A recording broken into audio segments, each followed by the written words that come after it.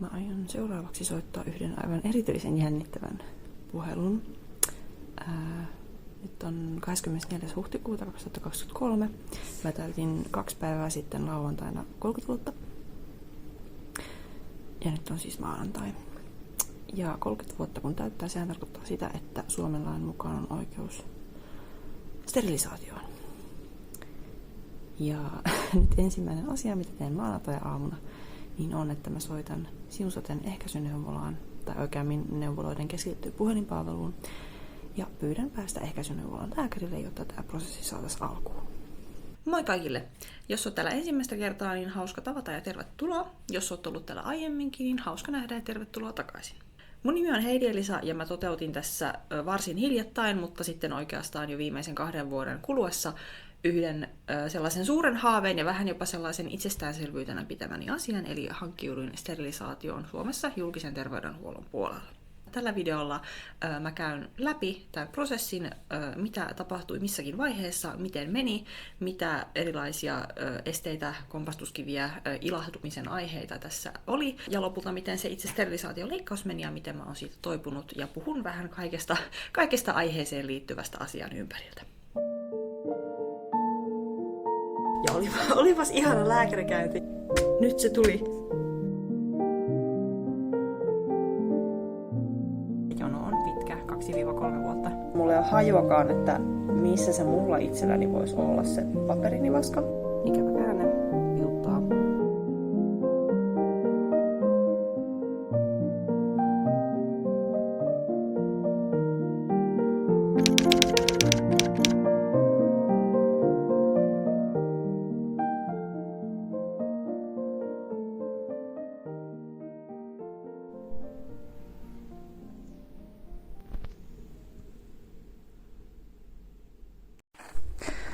Joo, puhelu soitettu. Kylläpä nousi syke aika taivaisiin tuossa alkuvaiheessa. Eli soitin sinne neuvoloiden keskittyyn puhelinpalveluun, sanoin, että haluan varata aikaa lääkärille sterilisaatioasioissa. Ja tämä puhelimeen vastannut ihminen varasi mulle tälle päivälle, vielä tälle aamupäivälle ihan 2 tunnin päähän soittojen, että ehkäisyneuvolan hoitaja, sairaanhoitaja soittaa siis mulle ja ilmeisesti käydään läpi jotakin asioita, että mulla on oikeus tähän sterilisaatiohommaan tai jotakin tämmöistä. Kyllä mä tiedän, että mulla on se oikeus, mutta he haluaa sitten vielä varmistella joitakin asioita ilmeisesti, mutta odotellaan sitä soittoa ja katsotaan, että miten se keskustelu menee. En yhtään tiedä nyt, että mitä odottaa, että kuinka tiukka seula siellä on. Sen tiedän toki, että lääkäriajat on kaikkialla kortilla ja tiedän myös sen, että siihen itse sterilisaatioleikkaukseen on 2-3 vuoden jono. Ainakin viime syksynä näin mulle sanottiin, kun kävin ehkäisyneuvolassa, mutta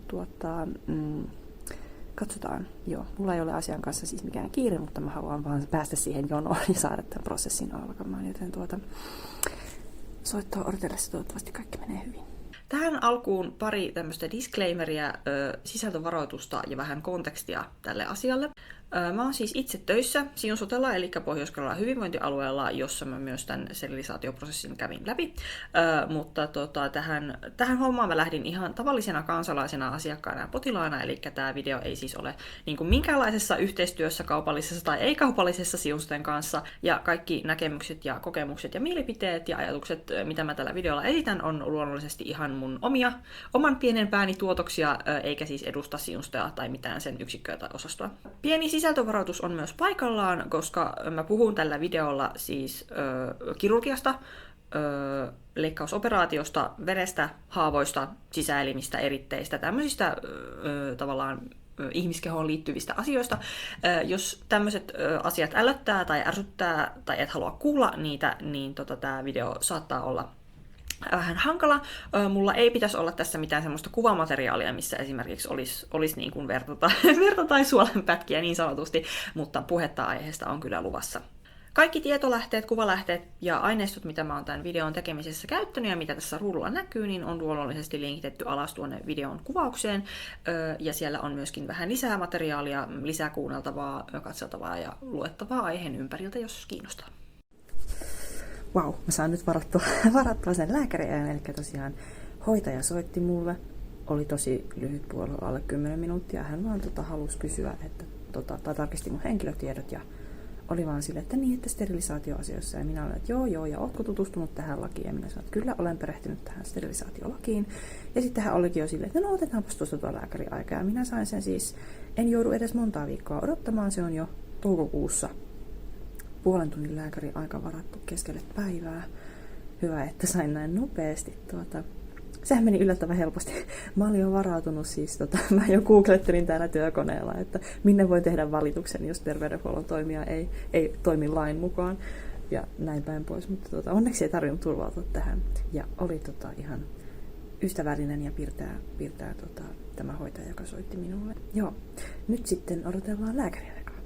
Sterilisaatio on siis yksi ehkäisymenetelmä, niin sanottu lopullinen ehkäisymenetelmä, vaikka se ei aina aivan 100% varma olekaan, mutta se on siis operaatio, jossa ihmisestä käytännössä tehdään tai ainakin yritetään tehdä lisääntymiskyvytön. Sterilisaatio on ehkäisymenetelmänä lähes niin sanotusti idioottivarma, eli naisten kohdalla se pettää enintään noin 0,5% ja usein sen ensimmäisen vuoden aikana sen sterilisaatioleikkauksen jälkeen, ja miesten kohdalla se on vieläkin varmempi. Naisen sterilisaatio tehdään joko poistamalla, katkaisemalla tai tukkimalla munanjohtimet, eli ne pienet putket, mitkä lähtee munasarjoista kohtuun ja mitä kautta sitten munasolu sinne kulkee kohtuun hedelmöittymistä varten. Mulle tehtiin, ja mä toivoin siis munanjohdinten poistoa kokonaan, ja tätä operaatiota ilmeisesti kutsutaan nimellä salpingektomia, mitä en siis tiennyt ennen kuin vasta leikkauksen jälkeen rupesin googlettelemaan asiaa. Tämä munanjohtimien poisto tai katkaisu tai tukkiminen ei siis vaikuta varsinaisesti hormonitoimintaan, koska ne munasarjat, mitkä niitä naishormoneja tuottaa, niin ne jää edelleen kehoon ja toimii ihan normaalisti. Tosin jostakin luin, että naisten sterilisaatio saattaa alentaa munasarjasyövän riskiä. Jos näin on, niin sehän on vain hyvä asia. Miehen sterilisaatiossa tehdään siemenjohtimien katkaisu ja se tapahtuu ihan paikallispuudutuksessa, eli anestesiaa ei siinä hommassa tarvita. Miehilläkään myös tätä hormonitoimintaa vaikutusta ei ole, ja siemennestettä muodostuu miehillä ihan samaan tapaan kuin aiemminkin. Ja millään sukupuolella tämä sterilisaatio ei vaikuta siis esimerkiksi yhdyntäkykyyn tai seksielämään muutenkaan, ellei sen sitten itse psykologisesti anna vaikuttaa suuntaan tai toiseen. Haittavaikutuksina tässä operaatiossa on nämä yleiset mahdolliset kirurgiset komplikaatiot, mitä voi tulla ihan toimenpiteessä kuin toimenpiteessä, ja sitten naisilla, kun se leikkaus tehdään nukutuksessa, niin on mahdollisuus erilaisiin anestesiakomplikaatioihin ja tiputteluvuotoon sitten sen leikkauksen jälkeen. Tilastollisesti noin muutama prosentti kaikista ihmisistä, jotka on läpikäynyt sterilisaation, niin katuu sitä toimenpidettä. Sterilisaatiohan voidaan siis purkaa, mutta sen onnistuminen ei ole varmaa ja riippuu varmasti hyvin paljon siitä, että mitä siinä leikkauksessa on tehty, että multa esimerkiksi nämä munanjohtimet on poistettu, niin voisin kuvitella, että on aika helvetin vaikeaa saada niitä enää sinne takaisin tai mitään semmoista vastaavaa tuubia sinne istutettua, jotta sitten lisääntymiskyky palautuisi. No niin, tänään on 11. toukokuuta. Kello tulee kohta 9:30. Mulla on 12 tänään tuo lääkäriaika ehkäisyneuvolaan. En ole hirveästi ehtinyt miettiä sitä, koska tässä on ollut aika kiireinen työviikko alla, mutta tänään se siis on. En ole valmistellut mitään repliikkejä lääkärille. Katsotaan, miten se tilanne etenee. Muistaakseni naislääkäri kyseessä. En tiedä, minkä tyyppinen ihminen, enkä tiedä, millä tavalla nämä ehkäisyneuvolan lääkärit näitä sterilisaatioasioita käsittelee sitten niin kuin potilaiden kanssa siinä vastaanotolla. Pikkuhiljaa alkaa vähän jännittää. Tässä tämmöisiä ennakkotunnelmia tästä lääkäriajasta. Palaan sitten sen jälkeen, kun olen käynyt siellä.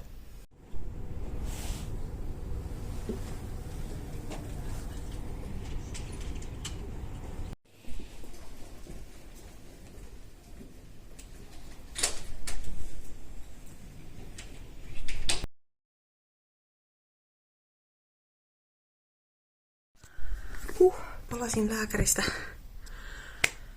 Oli nopea käynti, ei siellä mulla mennyt kuin 15 minuuttia, vaikka sille oli puoli tuntia varattu. Ja olipas ihana lääkärikäynti. Ja niitä taas ensi ja syke nousi ihan kurkkuun. Mutta sitten kun sinne pääsin, niin asiat meni tosi sutjakkaasti. Oli siis nuori naislääkäri siellä ja lisäksi siellä oli paikalla tämmöinen nuori naispuolinen terveydenhoitaja-opiskelija seuraamassa sitä tilannetta, ja lääkäri hoiti minun kanssa sen keskustelun, ja tämä terveydenhoito-opiskelija vaan sitten seurasi. Ei ollut mitään ongelmia, ei yhtään mitään kyseenalaistamista tai muuta ikävää asennetta lääkäriltä, mistä on kuullut kauhutarinoita, että jotkut lääkärit saattaa olla vähän hankalia, mutta tämä kyseinen lääkäri ei ollut. Kyseli ihan hyvin sillai niin kuin, ei edes mitenkään erityisen perusteellisesti, mutta kyseli läpi just sitten, että olenko tietoinen tästä, että mitä sterilisaatio tarkoittaa, onko mulle kerrottu erilaisista ehkäisymenetelmistä. Kyseli kaikkia perustietoja mun terveydentilasta, kyseli niin kuin, vähän, mutta tosi vähän lopulta ja kevyesti niitä perusteluita sille sterilisaatiolle. Ja sitten kun me täytettiin tällaista erästä hyvin tärkeää lomaketta siihen sterilisaatioon, niin kuin, tai sterilisaation lähetettä varten, niin siinä kohtaa sitten just sanoikin sille, että se riittää, että minä olen täyttänyt sen 30, koska se on laissa se yksi niistä mahdollisista perusteluista sterilisaatiolle ja muuta ei tarvita. Me täytettiin yhdessä tämmöinen 3-sivuinen lipare, jonka sain itselleni ihan minun ja lääkärin allekirjoituksella varusteltuna paperisena itselleni, ja tästä pitää todella hyvä huoli, koska tätä tarvitaan sitten siellä itse sterilisaatioleikkauksessa. Sinne täydennettiin just kaikkia noita mun perustietoja, mistä tuossa kerroinkin, että mitä se lääkäri kyseli. Ja tosiaan homma etenee nyt sillä lailla, että lääkäri tekee sen sähköisen lähetteen sinne sterilisaatioon. Ehkä muutaman kuukauden sisään voin odottaa kutsua gynekologian polille niin kuin tarkastukseen tätä leikkausta varten. Siellä ilmeisesti otetaan ihan ultraäänikuvat ja kaikki. Niin kuin katsotaan, että tuolla alhaalla on kaikki kunnossa sitä leikkausta varten, ja siinä varmaan tulee vähän lisätietoa myöskin siitä itse operaatiosta. Ja sitten tosiaan se leikkaus, sitä voi odotella sitten sen 3 vuotta näiden pitkien jonojen takia. Sitä en tiennyt, että tämmöinen niin kuin gynekologinen politarkastus tulee ennen sitä leikkausta. Luulen, että tästä mennään suoraan leikkaukseen, mutta tässä onkin tämmöinen yksi välivaihe, mikä on varmaan ihan hyvä sitten, että tsekataan ihan kunnolla, että eihän tuolla niin kuin kohdun ja munasarjojen seudulla ole mitään semmoista, mikä saattaisi vaikuttaa siihen leikkaukseen sitten. Niin sillä lailla edetään. Eli tähän asti on todella niin kuin onnistuneesti sujunut tämä prosessi sterilisaation hakeutumisesta yllättävänkin kitkattomasti, koska tosiaan olen erilaisia kauhutarinoita kuullut ja varautunut siihen, että niin kun, vaikeaa saattaa tulla perustella omia valintojaan terveydenhuoltohenkilökunnalle, mutta ei ole ollut vaikeaa, ja niinhän sen pitäisikin olla, että tämän pitäisi olla ihan silleen tavallaan läpihuutojuttu, että jos ihminen on esimerkiksi niin kuin minun tapauksessa täyttänyt 30 ja haluaa sterilisaation, niin hänen se kuuluu saada lain mukaan. Ja siinä ei pitäisi kenenkään lääkärin tai hoitajan tulla sitten väliin asenteineen. Tällaista tähän torstai-päivään. Oikein positiivinen lääkärikokemus. Ihanaa, että on tuommoisia mukavia lääkäreitä. Eteenpäin.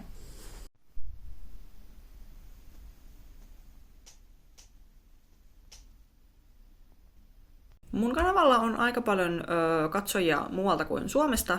Ihan muualta päin maailmaa saattaa teitä siellä paljon olla, joten tässä tämmöinen pieni yleiskatsaus Suomen julkiseen terveydenhuoltojärjestelmään, mikäli se ei teille ole tuttu. Suomessa on siis laaja julkinen terveydenhuolto, ja perustuslain mukaan jokaisella on oikeus riittäviin sosiaali- ja terveyspalveluihin. Sosiaali- ja terveyspalveluja pyörittää nykyisin hyvinvointialueet. Hyvinvointialueet vastaa siis sosiaali- ja terveydenhuollon järjestämisestä, ympäristöterveydenhuollosta ja lisäksi pelastustoimesta.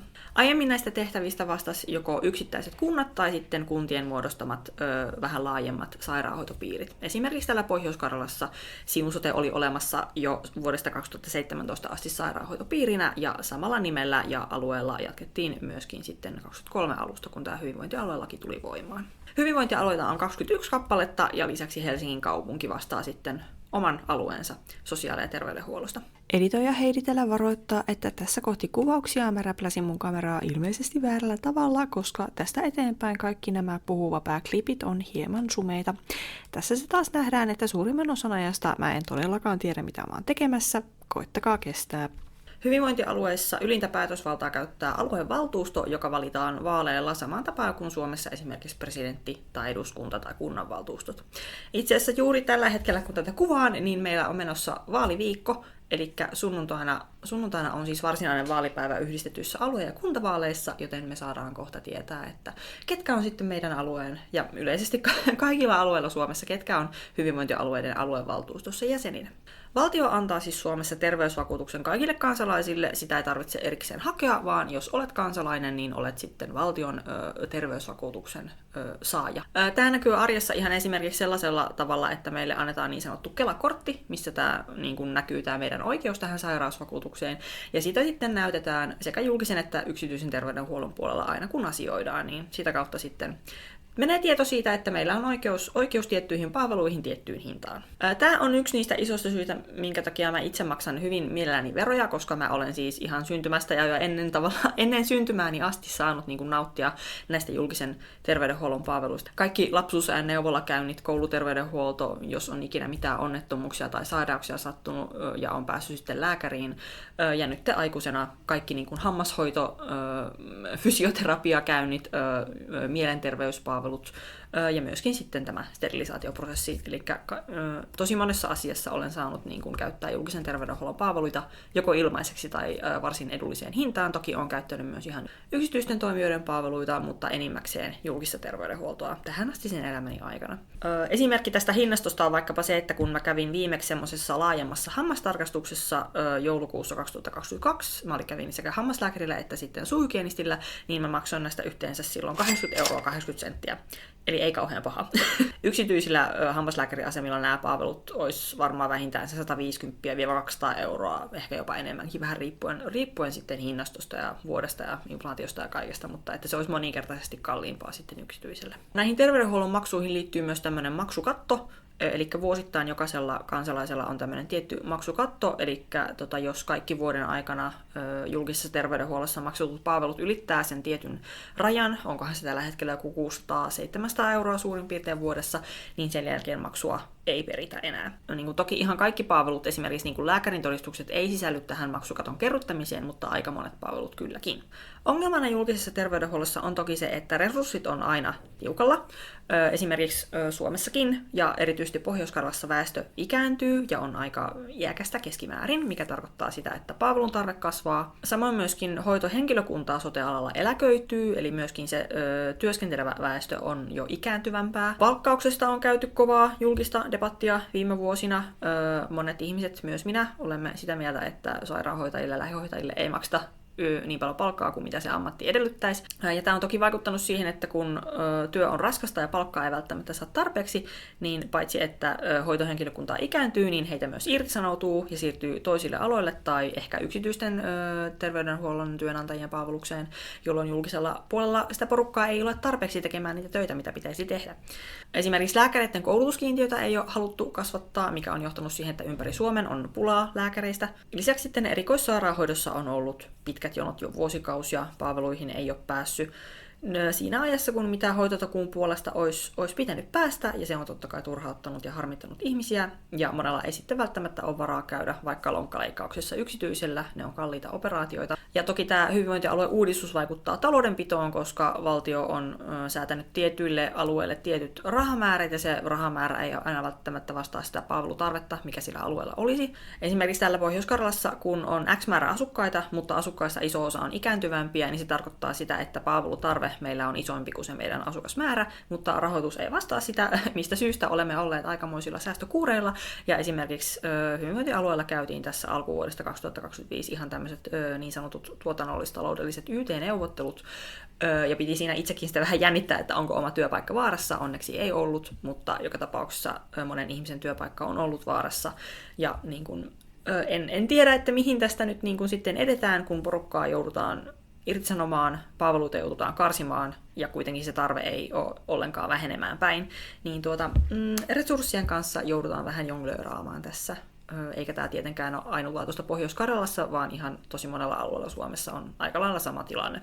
Eli tässä systeemissä on niin kuin hyviä ja huonoja puolia. Ehdottomasti hyvä on se, että meillä on julkinen terveydenhuolto, jonne pitäisi periaatteessa kaikkien päästä suhteellisen haavalla kohtuullisessa ajassa. Se, että miten se aina toteutuu, niin se on sitten eri asia, mutta se periaate on olemassa. Mutta sitten meillä on toisaalta nämä resurssipulasta johtuvat taloudelliset haasteet sitten ikään kuin laittamassa kapuloita rattaisiin, että tämä systeemi toimisi kuten sen pitäisi. Nyt se tuli. Se tuli suunnittelukäynti, sterilisaation suunnittelukäynti naistentautien poliklinikalla tässä kuussa. Loistavaa. Juuri siis avasin tämän kirjekuoren. En yhtään tiennyt, että miksi minulle tulee Siunsotelta postia. Ajattelin, että se on joku lasku, mutta kun en minä ole käynyt missään heidän vastaanotoillaan viime aikoina, niin ei mulle voi tulla niistä laskua, mutta sitten tulikin tämä. Mä olin melkein unohtanut tämän asian, en nyt siis oikeasti, mutta mä en ollenkaan ole miettinyt sitä, että koska tämä suunnittelukäynti tulee. Mutta nyt se tulee. Jei!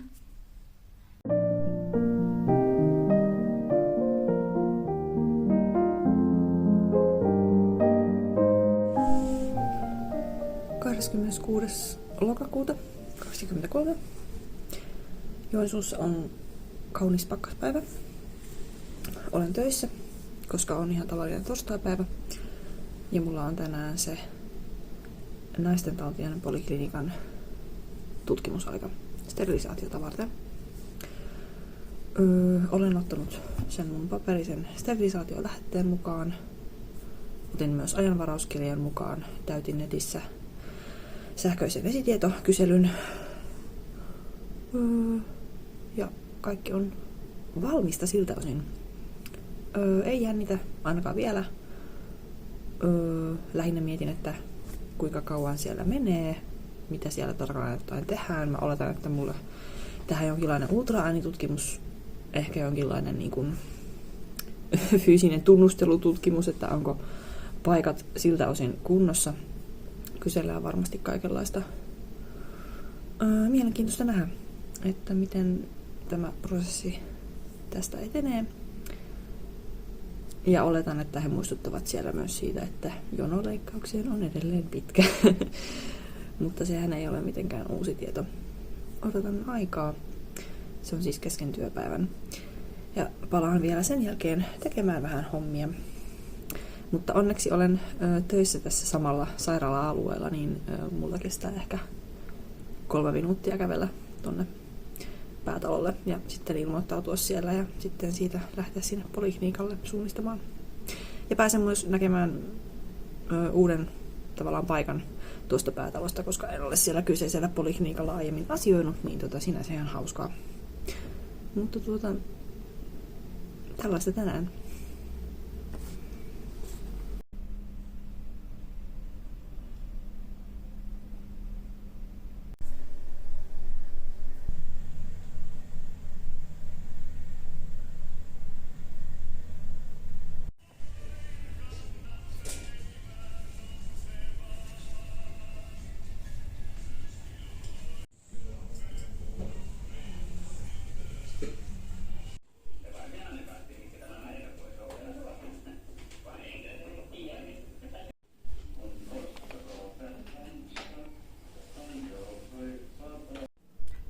No niin, tutkimuksessa käyty. Ja se oli oikeastaan just sellainen kuin mitä olin odottanut. Eli lääkäri ensin kyseli asioita ja pahoitteli sitä, että hän joutuu muodon vuoksi kyselemään tiettyjä asioita. Ja sitten kun oltiin vähän aikaa juteltu, niin minä riisuuduin vyötäröstä alaspäin ja menin siihen gyne-tuoliin tutkittavaksi. Lääkäri tutki sormilla ja ultraäänellä. Kaikki oli kunnossa, ei estettä leikkaukseen laittamiselle. Sitten juteltiin vielä vähän, hän laittoi mut leikkausjonoon, sitten kätilö otti mut toiseen huoneeseen ja hän oikeastaan vaan antoi mulle yhden paperin ja sanoi pari asiaa leikkaukseen liittyen ja myös sen, että jono on pitkä. Ja sitten kätilö sanoi myös siitä, että koska mulla ei ole nyt noiden Sinsoten rekisterissä tietoa minun veriryhmästä, niin että mun pitää käydä testauttamassa vereni. Ja kävinkin sitten saman tien siinä päätalon aulassa on niin kuin labratilat, niin sinne pääsee ilman ajanvarassa, niin kävin suoraan siellä. Se oli 5 minuutin homma, otettiin 1 putkiloverta ja siitä sitten saavat tarvittavat tiedot, mutta se oli sellainen affääri. Alle tunnin kesti, että lähdin työhuoneesta ja palasin tänne vierailultani. Pikkasen rupesi siinä ennen sitä lääkäriaikaa jännittämään, mutta sepä siitä meni nopeasti ohi. Odotetunlainen käynti ja nyt on tulkittu ja leikkausjono on laitettu ja sitten vain odotellaan kutsua. Eli todennäköisesti tässä ei tapahdu yhtään mitään tällaisia suhteen seuraavaan yli 2 vuoteen. Ellei minä sitten jostain syystä päätä perua tuota aikaa, mutta enpä nyt yhtäkkiä keksi syytä, että miksi peruisin. Mutta tällaista tähän torstai-iltapäivään. Ciao! Tähän kohtaan muutama sananen Suomen steriloimislaista ja tähän aiheeseen liittyvästä lainsäädännöstä. koska sehän ei mene niin, että sinne klinikalle voi vaan marssia tuosta noin vaan, että haluaisin sterilisaation, vaan siihen on tiettyjä raameja, mitkä niin kuin lainsäädännön puolelta rajaa sitä, että kuka sinne pääsee milloin ja miten ja bla bla bla. Suomen sterilisoimislaki on siis, nykyinen sterilisoimislaki on luotu vuonna 1970, eli se on jo jonkun verran iäkäs, vaikka sitä on tässä välissä siis toki uudistettu, mutta että se on sieltä 70-luvun taitteesta olemassa ollut jo. Ja tämän nykyisen lainsäädännön mukaan sterilisaation saa, kun täyttää jonkin näistä lainsäädännössä mainitusta vaatimuksista. Eli joku näistä pitää siis olla, jotta sinne leikkaukseen pääsee. Itse mä täytän tämän kohdan 2, eli mä olen täyttänyt sen 30 vuotta. Mun mielestä tämä suoja-ikäraja on siis ihan todella omituisen korkea, jos miettii sitä, että Suomen lainsäädäntö kuitenkin sallii miedot alkoholijuomat ja autolla ajamisen 18-vuotiaille jo. Ja sitten taas jos miettii, että vanhemmaksi tulemiselle ei ole alaikäraja, eli laki ei siis säätele sitä, että missä iässä voit alkaa lisääntyä tai missä iässä saat niin kuin perustaa perheen ja synnyttää lapsia. Mutta sen sijaan sitten sitä säädellään, että missä iässä saa niin kuin varmistaa oman lisääntymiskyvyttömyytensä, niin se on vähän sas. Lainsäädännön mukaan puolison suostumusta sterilisaatioon ei tarvita, eli kukaan toinen ei voi päättää siitä, että saako hänen puolisonsa sterilisaation vai ei, mutta sitten mahdollisuuksien mukaan aviopuolisoa on kuultava ja keskusteltava sitten esimerkiksi siitä, että kumpi pariskunnasta olisi sitten tarkoituksenmukaisempaa sterilisoida. Steriloida vai sterilisoida? Nämä menee mulla nyt sekaisin, mutta älkää välittäkö siitä. Tämä laki on siis tosiaan ilmiselvästi aika vanha, vaikka sitä on tässä välissä joitakin kertoja siis päivitetty. Ja tässä viime vuosina on siis yritetty kampanjoida tämän lain kokonaisuudistuksen puolesta, erityisesti sen osalta, että 30 vuoden ikärajaa saataisiin alaspäin. 2017 oli käynnissä tämmöinen kansalaisaloite sterilisoimislain ikäraja pohjoismaiseksi, eli 25 vuotta, ja lapsiluvuksi 2 lasta.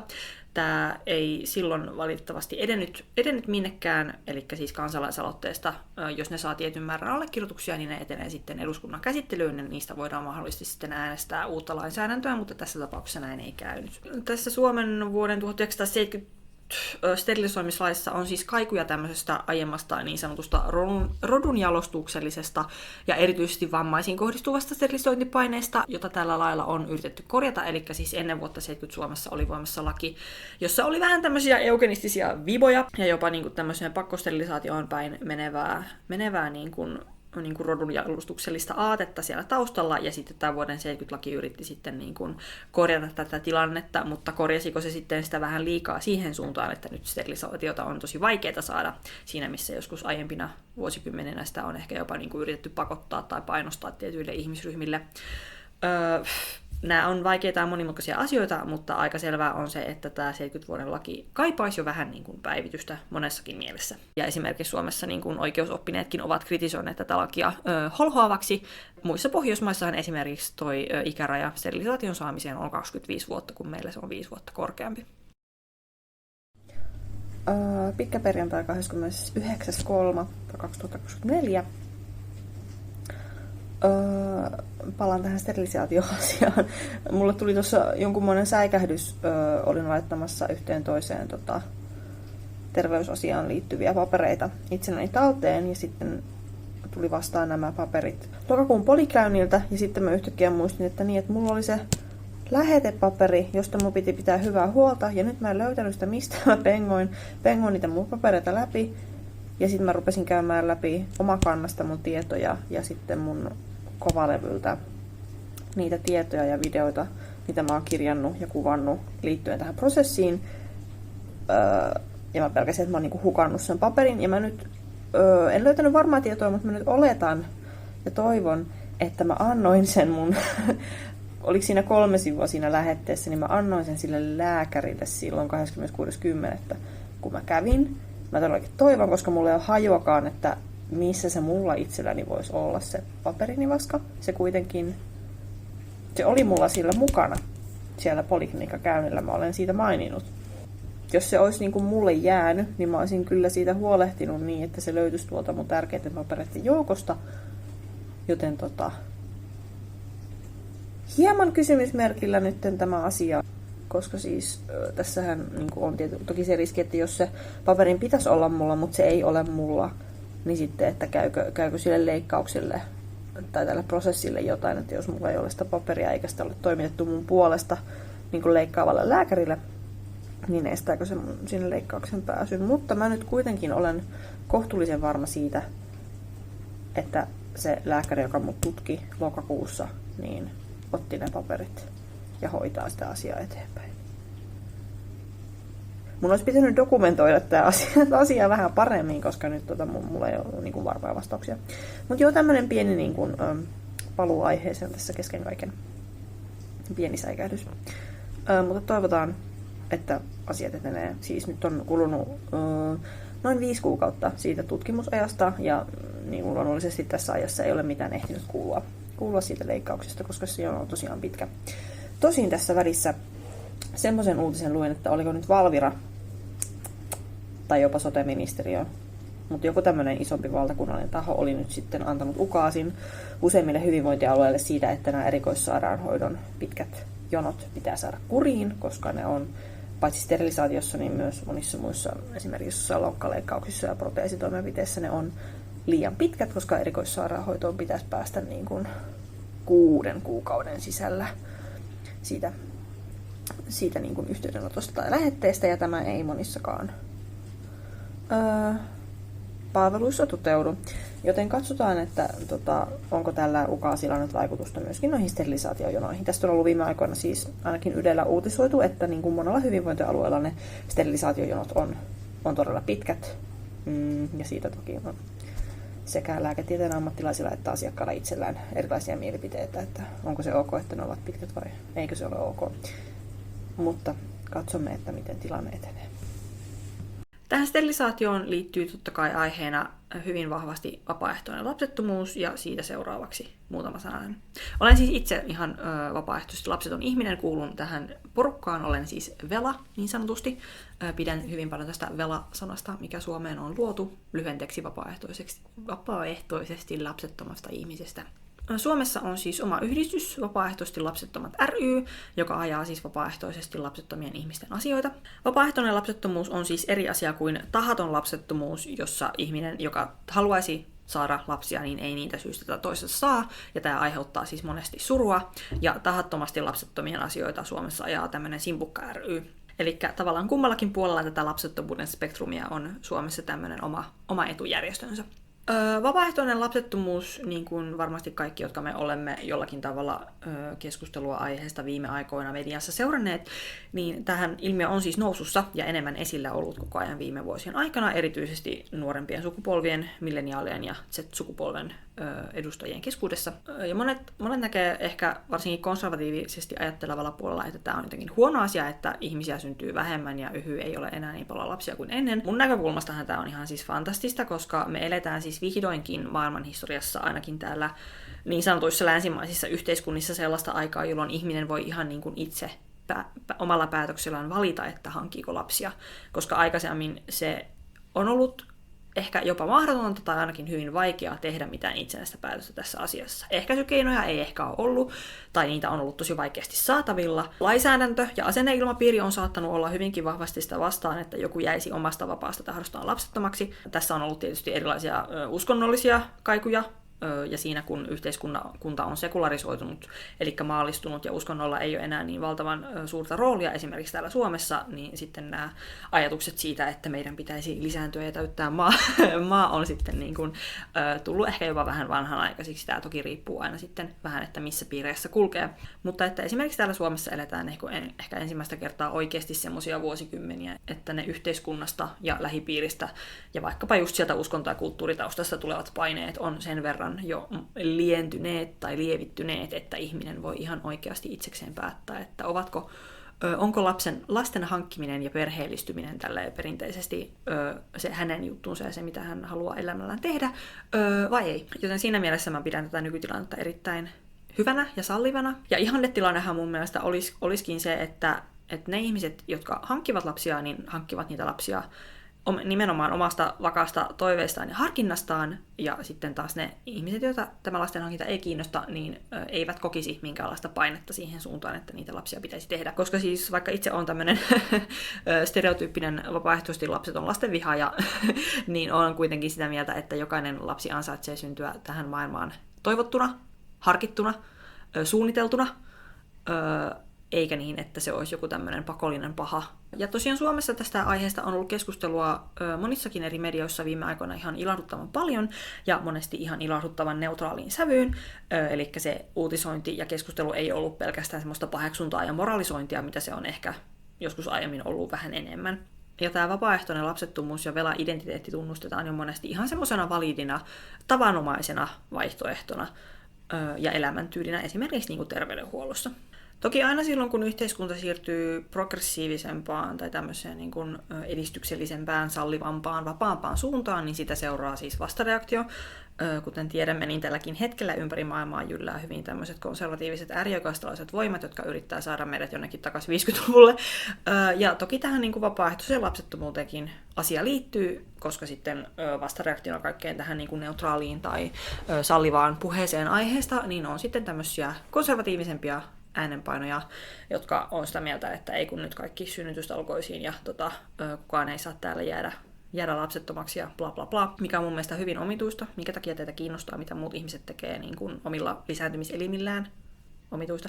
Ja tutkimusten mukaan suomalaisista kuitenkin yli 80% edelleen haluaa hankkia lapsia, ja me ei olla tältä pallolta ihan äkkiä loppumassa, vaikka jotkut sitä niin väittävätkin. Ja by the way, jos kohtaatte ihmisiä, jotka on ihan tosissaan sitä mieltä, että valkoisten suomalaisten pitää lisääntyä ihan vaan sen takia, että me ollaan katoava luonnonvara ja kohta hävitään tätä maapallolta, bla bla bla, maahanmuuttovastaisuus, bla bla bla. Tämmöinen väestövaihtoteoria on siis suomeksi sanottuna ihan kukkua ja hevon paskaa, eli äärioikeistolainen salaliittoteoria. Ja en ole ainoastaan itsestä mieltä, vaan ihan myöskin Suomen suojelupoliisi on näin linjannut. Joten pysykää kaukana semmoisista aatteista ja ihmisistä, jotka semmoisia seuraavat.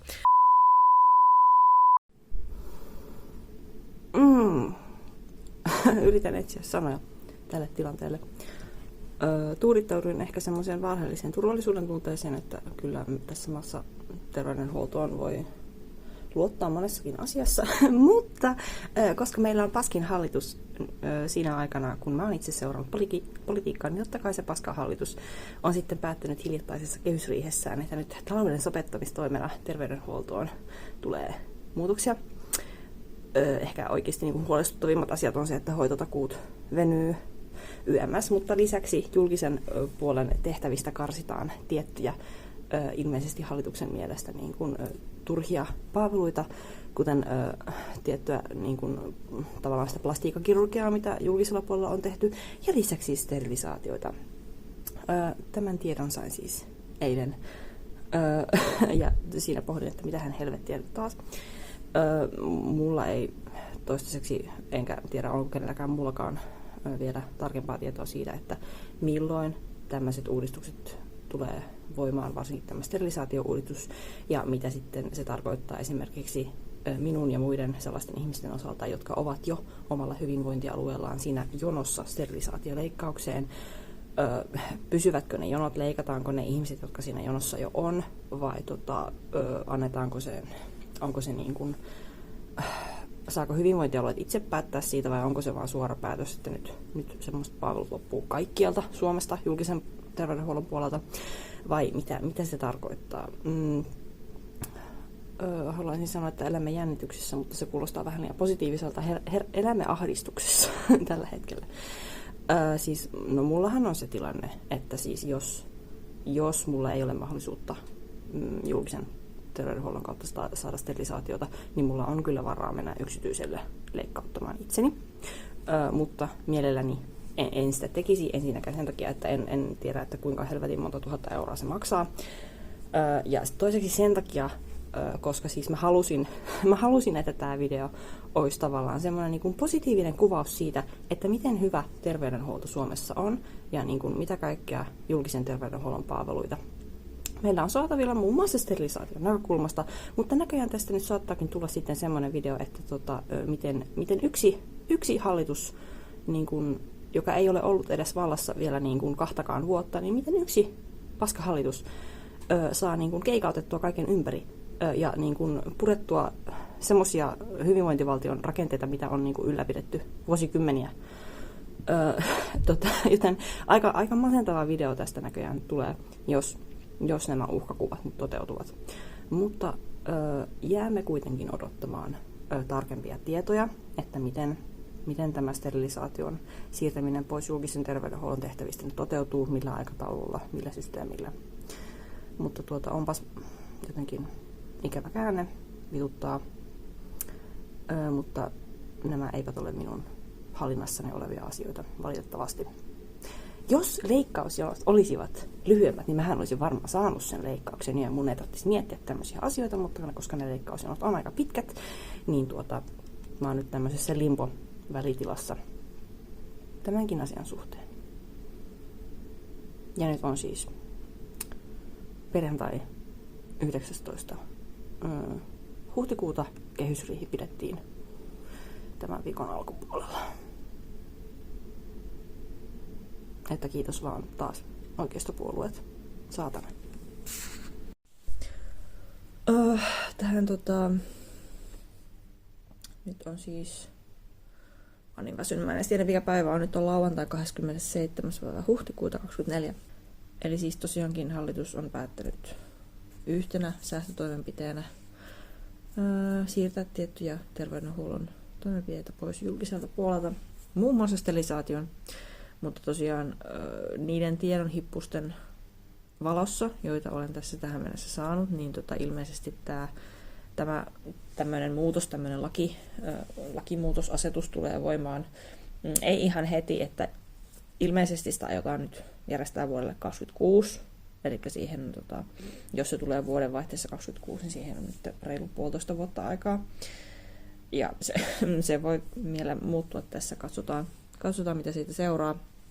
Siis julkisuudessa on jo toki asiantuntijat puhuneet siitä, että tämmöiset nämä tietyt niin kuin leikkaukset just tähän niin kuin julkiseen terveydenhuoltoon ei oikeasti ole semmoisia säästökohteita, mitkä niin kuin toisi niin hirveästi euroja valtion kassaan, mutta siis se harmitus ja vaiva, minkä ne ihmisille aiheuttaa, on suurempi kuin se kustannus. Mutta katsotaan, välittääkö meidän nykyinen hallitus tämmöisistä faktoista. Mutta siis jos sanotaan, että vuodenvaihteessa tai vuoden alussa 2026 sterilisaatiota ei enää saa julkiselta puolelta, niin mä saatan jopa hyvällä tuurilla ehtiä sitä ennen siihen leikkaukseen. Tosiaan jono on ilmeisesti tällä hetkellä Pohjois-Karjalassa se 2-3 vuotta, mutta laitettiin jonoon viime vuonna. Joten se on vähän kiikun kaakun, että miten tässä käy. Mutta seuraamme tilannetta. Toivoa on, mutta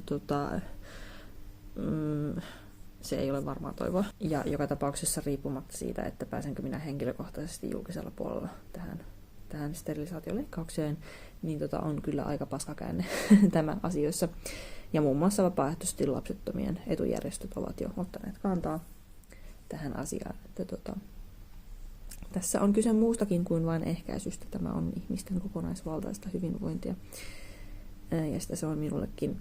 Mutta siis en ole enää niin paniikissa kuin joitakin päiviä sitten. Jäämme seuraamaan, mitä kaikkea tämä meidän hallitus vielä keksii.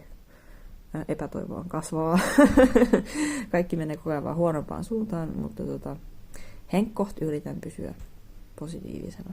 Mun omat syyt vapaaehtoiseen lapsettomuuteen ja sterilisaatioon hakeutumiseen on ihan yksinkertaisesti se, että en halua lapsia ja mä haluan myös varmistaa, että mä en niitä voi saada.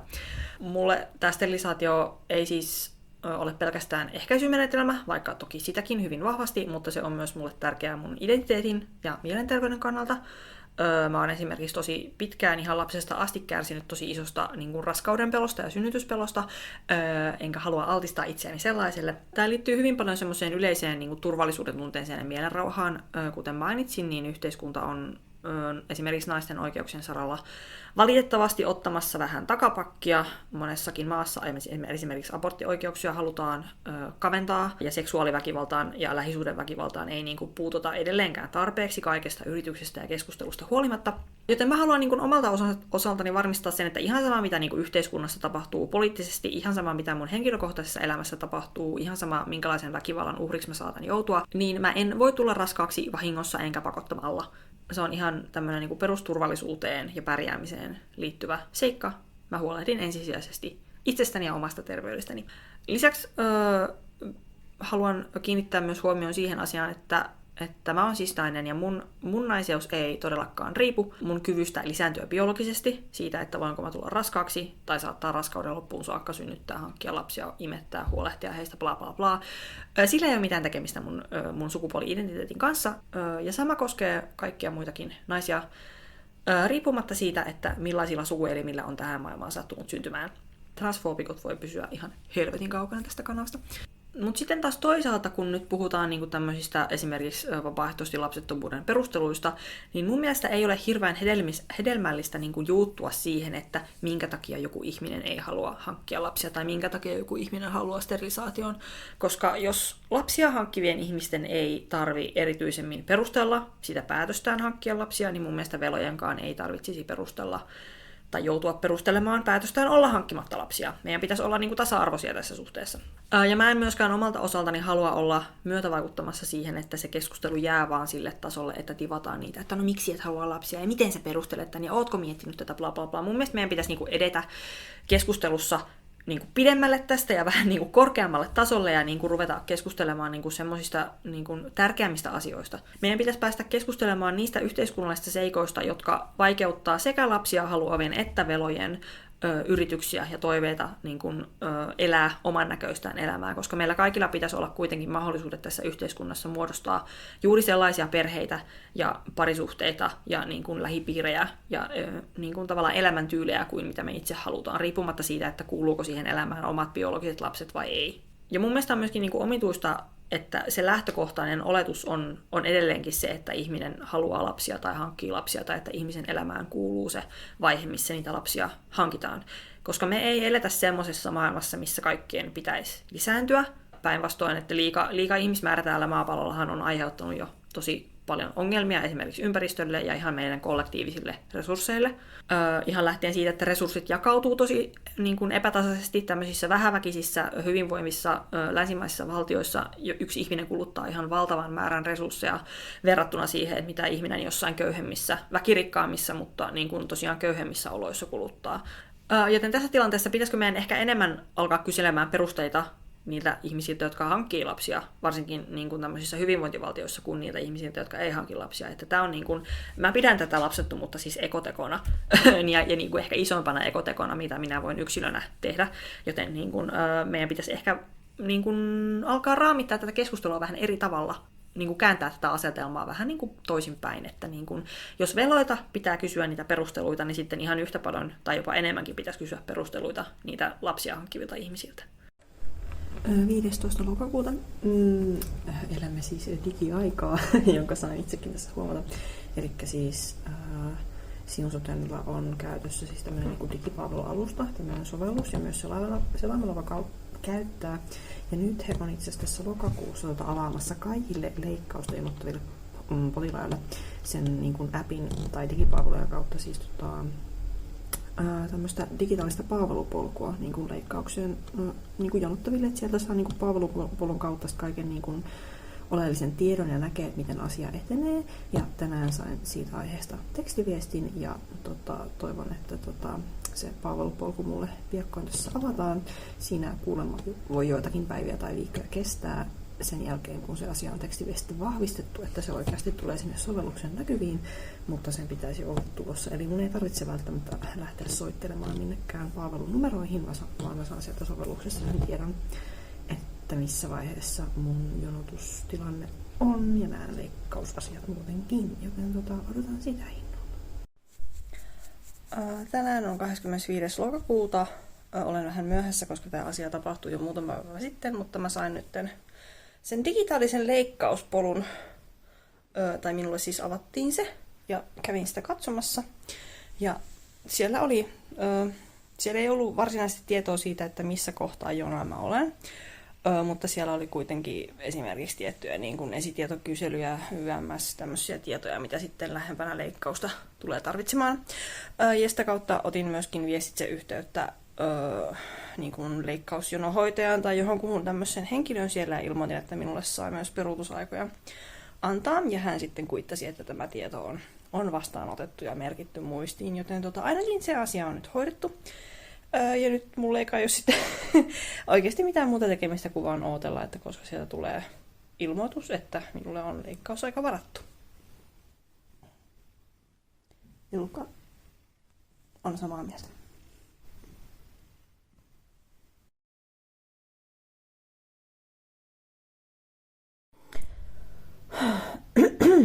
Mä sain tuossa iltapäivällä, työpäivä oli jo loppumassa, niin sain puhelun Sinsutelta. Ja mulle tarjottiin ensi viikon keskiviikolle sterilisaation leikkausaikaa. Eli kyseessä oli ilmeisesti peruutusaika, koska tieto tuli soittamalla ja leikkaus on jo alle viikon kuluessa. Jos mä olisin saanut leikkauksen tavallaan normaalia aikataulua, niin se olisi mennyt useamman viikon tai useamman kuukauden päähän ja mä olisin siitä saanut varmaan kirjeitse tiedon. Mutta nyt soitettiin, että pääsetkö, haluatko tulla ensi viikolla leikkaukseen, ja minähän toki haluan. Siinä puhelussa siis käytiin jo aika monta asiaa läpi, ja nyt olen yrittänyt hirveästi informaatiota sisäistää, että mitä kaikkea tässä pitää tehdä ennen ja mitä pitää muistaa ottaa huomioon, mutta mulle soitetaan sitten vielä kuitenkin ensi viikon alussa, ja sitten mulla on tuolla digipolulla kaiken maailman esitietolomakkeita ja liitteitä ja muuta infoa, mitä voi tankata.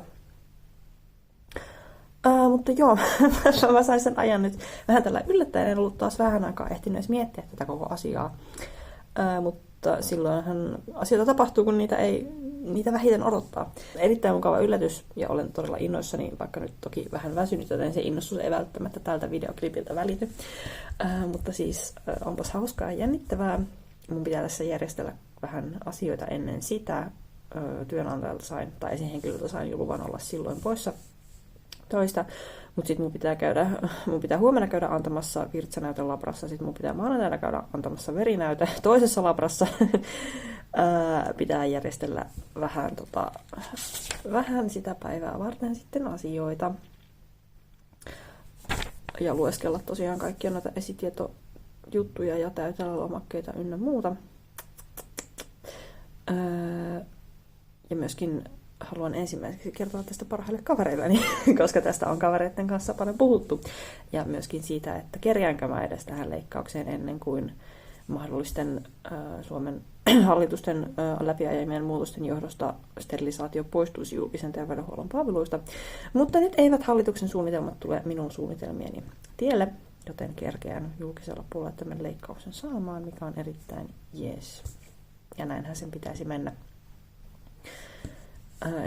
En puolusta sterilisaation asemaa julkisessa terveydenhuollossa vain itseni takia, tai oikeastaan ollenkaan itseni takia, koska mulla olisi myös varaa mennä yksityiselle, vaan lähinnä ihan yleisesti ottaen, koska mulle tämä on henkko psykologisesti tärkeä leikkaus, ei välttämättä niinkään lääketieteellisesti fyysisen terveyden kannalta, mutta psykologisesti tärkeä, mutta sitten on niitä ihmisiä, joille tämä on myös fyysisten asioiden kannalta hyvin tärkeä leikkaus, esimerkiksi ihmisiä, joille ei mitkään hormonaaliset ehkäisymenetelmät tai muut vastaavat sovi, joten sterilisaatio on heille ainoa ehkäisykeino. Samoin sukupuolen korjausprosessia läpikäyville ihmisille sterilisaatio voi olla tosi tärkeä, ja kaikkien heidän ja meidän takia mun mielestä olisi tärkeää, että tämä operaatio olisi saatavissa julkisella terveydenhuollolla myös tulevaisuudessa, mutta se ei ole minun käsissäni, ja nyt mun pitää keskittyä vaan siihen, että tämä on mulla edessä. Ja pääsen taas näkemään uuden puolen keskussairaalasta, jossa olen ollut kyllä töissä monessakin eri paikassa, mutta taas vähän uusia paikkoja. Ja ennen kaikkea uusi kokemus noin ylipäätään, koska en ole siis ainakaan tietääkseni ollut koskaan leikkauksessa, joten tämä on nyt jännää. Ja saat nähdä, että kuinka paljon mua sitten sinä päivänä jännittää. Mä tälleen ennakkoon veikkaisin, että voi jännittää aika paljonkin just kaikki mitä nyt siihen liittyen voi jännittää, mutta katsotaan sitten sinä päivänä. Ennen kaikkea mua huolestuttaa siis se, että ennen leikkausta pitää olla X tuntia syömättä ja juomatta, ja koska mä lähden mun pitää olla 8 aamulla jo siellä keskussairaalalla, niin mä en sinä aamuna saa syödä aamiaista, ja vettäkin saa juoda vain muutaman desin, ja kun minä normaalisti juon ihan hirveät määrät vettä, niin katsotaan sitten, että miten huono olo mulla siellä on, kun en ole saanut hirveästi nesteytystä, mutta eiköhän se siitä. Ja he sitten nesteyttävät minua kyllä varmasti leikkauksen aikana ja jälkeen. Mutta tällaisia uutisia tähän helmikuun loppuun. Tässä on nyt kaikenlaista hässäkkää nyt sitten tiedossa, paitsi tämä leikkaus on alle viikon sisään tulossa, niin mulla on myöskin sunnuntaina tulossa uusi sijaiskissa hoidettavaksi, joten tässä on vähän palasia sommiteltavana tähän arkeen. Mutta Onneksi elän sellaista elämää, että tätä sommittelua voi harrastaa. Mulla ei ole muita huolettavia kuin itseni ja sijaiskissat, ja mulla ei ole hirveästi mitään aikataulupakotteita muuta kuin työt. Joten tämä on sinänsä hyvä tilanne järjestellä tämmöisiä asioita. Mutta palaamme asiaan luultavasti hyvinkin pian lähipäivien aikana. Mikäs päivä nyt on? 22. helmikuuta. Taas jauhan samasta asiasta, koska taas säikähdin sitä, että se tärkeä lomake, minkä mä silloin toukokuussa 23 ehkäisyneuvonnan lääkärikäynnillä täytin ja otin mukaan, niin siitä oli siis tässä leikkauksen ajanvarauspuhelussa puhetta, että se pitäisi olla mulla mukana ja tallessa. Ja nyt kun sitten penkoin, niin en löytänyt sitä. Ja nyt sitten varmuuden vuoksi laitoin digipalveluissa viestiä. Tosiaan puhelimessa puhuttiin siitä, että heillä ei näy, että sitä lomaketta olisi niin kuin heidän tietoihinsa skannattu. Eli se mun pitäisi niin kuin ottaa sitten mukaan. Tosinhan tämä hoitaja siinä puhelimessa tai sitten sanoi, että sen voi ehkä täyttää vielä myös siinä ennen leikkausta. En tiedä, mutta yritän nyt selvittää asiaa, jotta siellä olisi kaikki tarvittavat tiedot ja pääsisi sitten siihen leikkaukseen ihan sujuvasti. Ja sitten mä kans mietin sitä, että olisiko se voinut jossain, niin kun, mähän tässä siis tämän prosessin aikana on siis muuttanut, olisiko se voinut muutossa jäädä, mutta koska mä muutin loppukesästä 23 ja poliklinikkakäynti oli lokakuussa 23 ja mulla se silloin oli mukana, niin joten se ei ole voinut jäädä mun edelliseen asuntoon se lomake. Eilen kävin tosiaan virtsakokeissa. Tosiaan sitten ylihuomenna maanantaina pitää käydä niissä verikokeissa vielä. Eli tässä on kaikenlaista nyt säätämistä. Ja eilen lueskelin paljon erilaisia potilasohjeita ja täyttelin yhden esitetietolomakkeen. Sain sen tässä aamulla valmiiksi itse asiassa vasta. Niin minua on nyt sitten informoitu.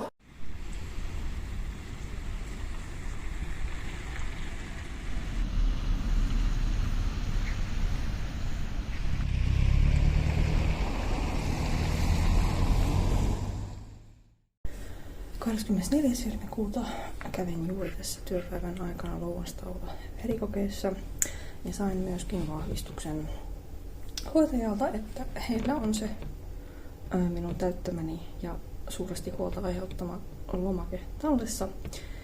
Elikkä ei ongelmaa, pääsen leikkaukseen keskiviikkona ihan suunnitellusti. Tämä oli valtava helpotus. Hassua, että se aiheutti mulla niin paljon huolta jo niin kuin viime vuonna. Mutta huolet pois. Pääsen leikkaukseen. Nyt on käyty ottamassa kaikki näytteet ja kokeet. Tässä edeltävästi olen saanut ohjeistuksen. Voi olla, että hoitaja ei soita, koska mä täytin siellä digipalveluissa semmoinen aika kattavan esitietokyselyn, niin jos siitä ei ole mitään sellaista tarkennettavaa, niin sitten en saa välttämättä mitään puhelua tässä enää leikkausta, vaan ilmaannun vaan sinne päiväkirurgialle sitten keskiviikkoaamuna kello 8.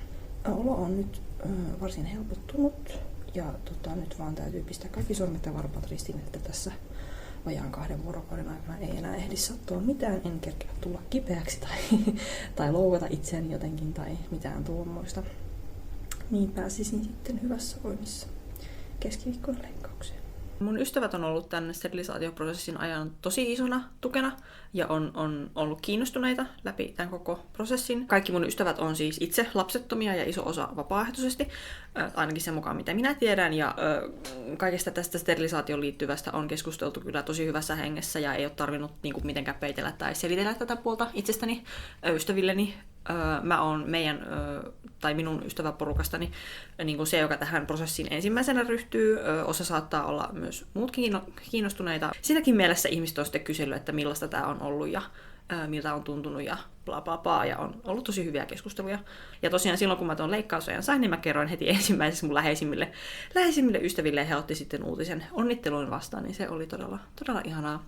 Niin kuin kaverit ja sitten samoin myös mun äiti on ollut yhteydessä sitten tiiviisti, just varsinkin tämän leikkauksen lähipäivinä sitten tästä asiasta, niin tukea on kyllä läheisiltä tullut.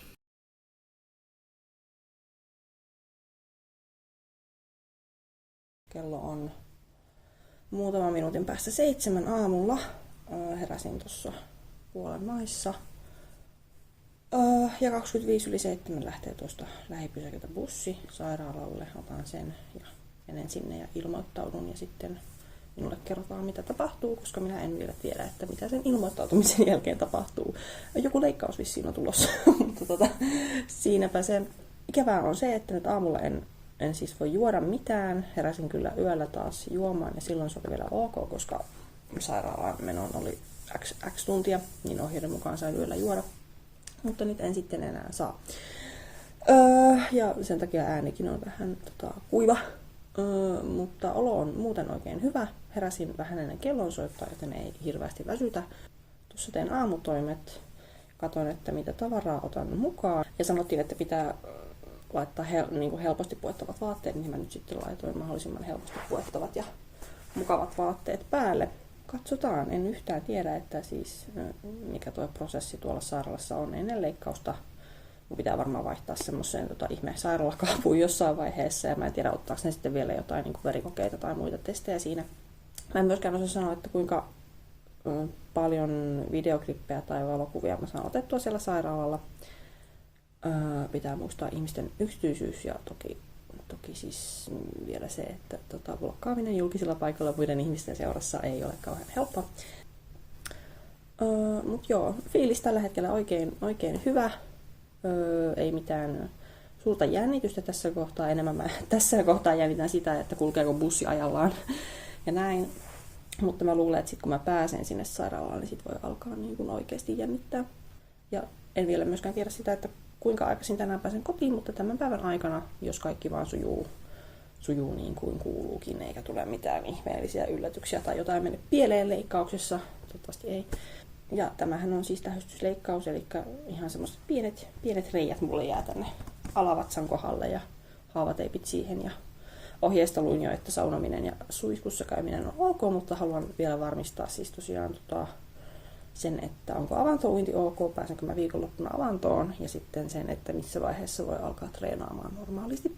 Koska tässä niin sanotusti sairasloman aikana ei saa tehdä raskaita töitä tai nostella painavia asioita. Ja mä oon siis tämän päivän ihan saikulla. Saisin olla huomisenkin saikulla, mutta olen todennäköisesti töissä, koska töissä minua tarvitaan ja se leikkaus nyt ei estä ihan normaalia kevyttä toimistotyön tekoa seuraavana päivänä. Nyt kello tuli 7, eli mulla on tässä vielä vähän aikaa haahuilla. Varmaan katon somet puhelimesta ja sitten rupean pukemaan ulkovaatteita päälle. Tuolla pitäisi tänään sataa lunta, mutta sää ei todellakaan ole helmikuinen, vaan eilen siis kun asfalttia oli sen verran esillä, kun oli ollut plussa, että lumet oli sulanut siitä katujen päältä, niin tuoksui jo ihan semmoinen maalis-huhtikuun vaihteen kevät. Eli ihan liian aikaisin. Tässä kohtaa pitäisi mun mielestä olla 20 asteen pakkasia, mutta nyt on siis 0 keliä koko viikko ja lumisadetta tosiaan tänään luvassa. Mutta sepä ei luultavasti haittaa, koska bussi kulkee kuitenkin. Kohta sairaalalla.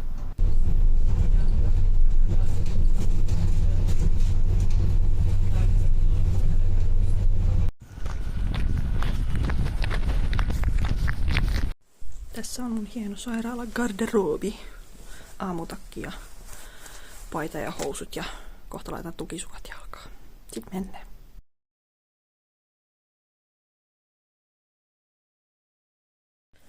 Leikkaus ohi. Vielä on piikki kädessä. Heräsin tossa ja söin. Ja joku 4 vai 5 tuntia siitä, kun lähdin tuosta aulasta sinne toimenpiteeseen. Olo on vielä vähän hassu. Varmaan ton nukutuskaasun takia. Ja ääni ei kulje, koska kurkku on niin kuiva, vaikka mä oon yrittänyt tässä juoda. Mutta selvittiin. Kaikki meni hyvin. Sain paperit, missä kerrottiin leikkauksen kulusta. Hoitajat huolehti hyvin. Se mua yllätti, että vaikka etukäteen ei jännittänyt, niin sitten heti kun menin leikkaussaliin, niin asetuin siihen pöydälle ja ne rupes valmistelemaan kaikkea. Siellä salissa ne hoitajat, niin sitten mulla rupesi jalat tärisemään ihan hillittömästi siinä ja siitä mulle huomautettiinkin, mutta se vissiin kuuluu asiaan. Nyt yritän käydä vessassa, tsekataan, että se toimii normaalisti ja sitten saan vaihtaa vaatteet ja sitten käy vielä hoitajan juttusilla ja sitten mahdollisesti pääsen kotiin.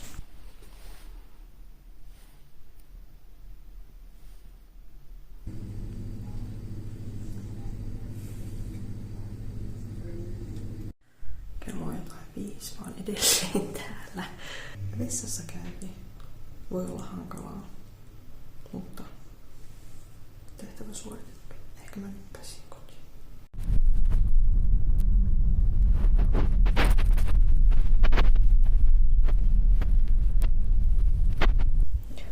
Heipä hei, pääsin kotiin. Kello on 17.53, mutta tuossa muutama minuutti sitten tulin ja ensimmäiseksi teen tilauksen apteekista, jotta saisin tänne kipulääkkeitä kotiin. Nyt mulla ei ole siis kipuja, mutta sain ohjeet, että jo kello 18 pitäisi yksi kipulääke ottaa. Siihen mennessä mä niitä en saa, koska kello on tosiaan 7:18. Mutta jospa ne saisi sitten tarpeeksi nopeasti. Yllätyin, että täällä on yliopiston apteekilla tämmöinen Volt-tilausmahdollisuus. Mä en ole ikinä voltannut mitään, mutta nyt menetetään sekin neitsyys, että voltataan lääkkeet kotiin, koska mä en lähde tästä könnäämään mihinkään apteekkiin. Kuten kuulette, niin ääni on vähän poissa, koska siis vaikka mä oon juonut ihan älyttömän paljon nesteitä tässä herään sen jälkeen, niin mun kurkku on silti tosi kuiva, eli ilmeisesti elimistö on hyvin kuivunut. Tuossa tosiaan vähän aikaa kesti kotiin pääsyssä, koska leikkauksen jälkeen pitäisi päästä käymään normaalisti tarpeella vessassa. Ja mulla oli siinä vähän aika ongelmia, mutta sitten kun join ihan tosiaan tolkuttomasti niitä nesteitä ja käveleskelin siinä vähän, niin sitten se rupesi onnistumaan ja sain sitten luvan vaihtaa taas omat vaatteet päälle ja lähteä. Olo on ihan ok, siis mua rupesi väsyttämään ihan hirveästi, tekisi mieli mennä nukkumaan. Vaikka tosiaan, kuten aamulla sanoin, niin omasta mielestäni nukuin ihan hyvin, joten pitääkö tästä nyt tulkita se, että joko olin univelkainen kuitenkin, tai sitten tämä oli vaan niin raskas koettelemus elimistölle, että se on sille, että nyt vaikka sänkyyn nukkumaan. Mä tosiaan sen lisäksi, että join siellä heräämän tiloissa, niin söin vähäsen. Ja sanotaanko, että toi nukutuksesta herääminen, varsinkin tälle ensimmäistä kertaa, niin ei ollut mikään maailman miellyttävin kokemus, että niin kun jossain vaiheessa mä vaan havahduin siinä heräämäsängyssä, että kylläpäs väsyttää ja on tukkuraolo ja vähän kääntelin siinä kylkeen ja siinä kohtaa kaikki oli hyviä. Ja sitten rupesin pikkuhiljaa tokenemaan siitä ja sitten hoitaja tuli ja kysyi, että kokeillaanko nousta ylös. Ja mä olisin, että joo, kokeillaan, kun oli hyvä olo. Ja sittenhän siinä tuli aika paha olo hyvin nopeasti sen istumaan nousun jälkeen.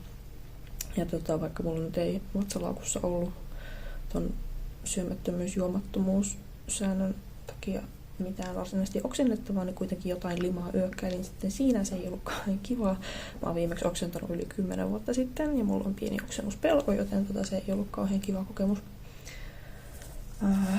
Mutta se nyt ei onneksi kestänyt kauaa ja pääsin siitä sitten nousemaan ihan seisomaan ja käveleskelin tosiaan sinne heräämän yleisiin tiloihin ja siellä söin ja join ja kulutin aikaa. Ja sitten aina välillä joku kävi hoitajista jututtamassa ja sain kirjallisia ohjeita. Sain myöskin tulostettuna ton kirjauksen tuosta leikkauksen kulusta, mikä on erittäin mielenkiintoinen. Ja sitten täällä on myöskin sairauslomatodistus. Mutta huomenna tosiaan ihan töihin.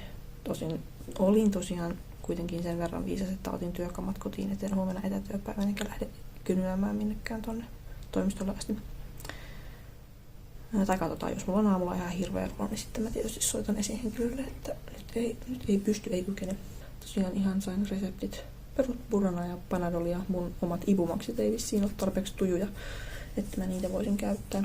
En ole siis tänään ihan hirveästi mitään syönyt ja tässä tajuan, että pitäisi varmaan syödä, mutta kun ei tosiaan ole ollut mitään varsinaista nälkää varmaan ton nukutuskaasun ja sitten kaikkien näiden puudutusaineiden johdosta, niin olo on ollut vähän semmoinen ja varsinkin se syöminen siinä kun rupesin, niin se oli alkuun tosi hidasta ja vaikeaa ja siinä vaan niin yritin juoda ja mehukeittoa vedellä, mutta kyllä mä sitten yhden leivän ja yhden banaaninkin saan alas. Mutta jotain pitäisi varmaan syödä ennen nukkumaan menoa, niin palautuu sitten vähän paremmin. Ja Kela-taksilla tulin kotiin. Vähän tuntuu sinänsä hassulta, että tommonen lyhyt matka, minkä siis kävelee sairaalalta tänne mun kotiin parhaimmillaan alle 15 minuutissa, jos oikein kiirettä pitää, niin sitten mun pitää se kuitenkin taksilla mennä ja maksaa siitä yli 15 €. Mutta säännöt on sääntöjä ja itse ei saa lähteä reippailemaan tai ajamaan autoa. Ei mulla sellaista olisikaan, mutta ei saa myöskään lähteä ajamaan autoa leikkauksen jälkeen. Mitähän muuta?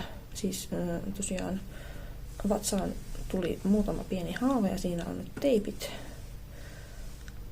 Ja sinne vatsaan nyt ei vielä niin kuin mitään satut tai kipua tunnu, että tunnen kyllä, kun tässä taputtelen, että jotain sinne iholla tuntuu, mutta aika hyvät puudutukset on kyllä menossa.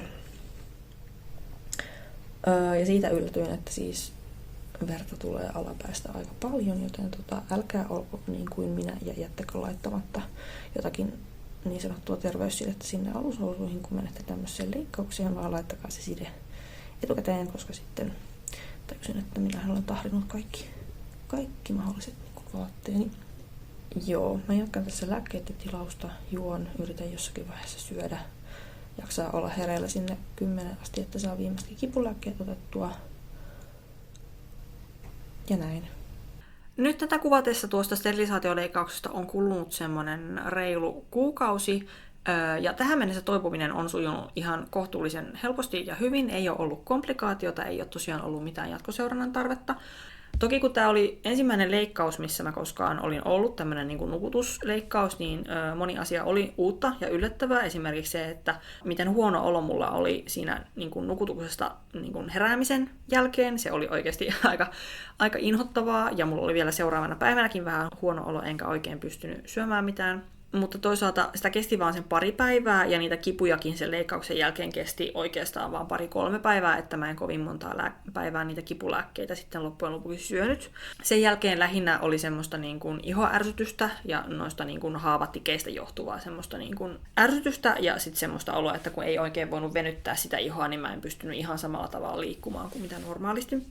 Ja tätä kesti siihen asti, kun mä poistin ne tikit sitten siinä parin viikon kuluessa siitä leikkauksesta. Se, mikä eniten ehkä yllätti, oli siis se väsymys sen leikkauksen jälkeen, että mulla oli varmaan 2 viikkoa semmoinen tosi väsynyt olo, jotenkin tosi semmoinen nuutunut olo. Tavallaan se on ihan niin kuin järkeenkäypää, että niin kun keho käy läpi tämmöisen periaatteessa aika traumaattisen niin kuin prosessin, leikkauksen ja nukutuksen, siitä toipumiseen tarvii sitten niitä energiavaroja ja energiat on vähissä ja on vähän semmoinen olo, että mitähän helvettiä tässä nyt on tapahtunut. Niin kuin keho ei ole ihan samalla lailla toimintavalmis kuin normaalisti ja esimerkiksi mulla kesti jonkun aikaa, että mä pääsin taas kiinni mun normaaliin niin kuin liikuntarutiiniin. Ja niin kuin tuntui, että olin sitten oikeasti levännyt yöunen jälkeen, mutta nyt tälleen reilu kuukauden jälkeen siitä leikkauksesta, niin mä sanoisin, että mulla on jo aika normaali olo. Että toki semmoista peruskevätväsymystä ja yleistä niin kuin stressin keskellä elämisen väsymystä on, mutta että varsinaista semmoista leikkauksesta johtuvaa toipumisväsymystä ei enää ole tässä kohtaa. Sillä niin kuin henkisesti tai tunnetasolla mä en ole edes ihan hirveästi ehtinyt tätä koko prosessia tässä niin kuin miettiä tai käydä läpi. Tai että ehkä se mun läpikäynti on ollut sitä, kun mä oon tehnyt tätä videota ja käsikirjoittanut näitä tekstejä, mitä mä tässä nyt teille höpötän. Niin se on ollut ehkä sitten sellaista mun läpikäyntiä, mutta että koska mulla on ollut tässä niin kuin nyt alkuvuodesta ja keväällä kaikenlaista arjen kiirettä, niin mä en ole hirveästi niiden lomassa sitten ehtinyt tätä asiaa miettiä. Ja toisaalta tosiaan, kun mä pidin tätä niin itsestäänselvyytenä, että tämä ei ollut mulle mikään semmoinen... Siis olihan tämä muutos, mutta musta vaan tuntui, että niin kun mä muutuin siihen tilaan, tai menin siihen tilaan, missä mun olisi pitänyt tavallaan aina olla, niin se ei ollut semmoinen mikään niin kuin järkytys tai semmoinen iso asia, mitä olisi pitänyt prosessoida, vaan että se oli vaan semmoinen, että okei, että nyt asiat on kunnossa ja mä voin jatkaa elämää ihan normaalisti. Ja mä oon muutenkin ehkä vähän semmoista tyyppiä, että sit kun jos jotain ihan sama, oliko se positiivista vai negatiivista sattuu, niin mä aika nopeasti menen siitä yli ja sitten jatkan vaan eteenpäin seuraavia koituksia kohti. Nyt on perjantai 28. helmikuuta 2 päivää leikkauksen jälkeen ja mä otin tässä iltasella haavateipit pois ja kävin suihkussa.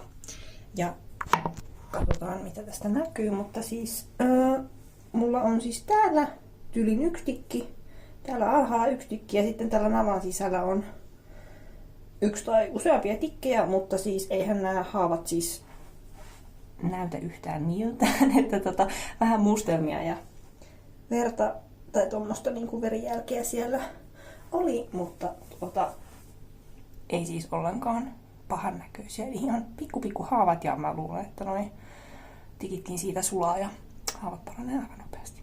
No sitten kun puhutaan julkisen terveydenhuollon palveluista, niin totta kai pitää puhua myöskin rahasta, eli mitä tämä kaikki minulle maksoi. No, tämän sterilisaatioprosessin kokonaishinta mulle oli 260 euroa 50 senttiä kokonaisuudessaan.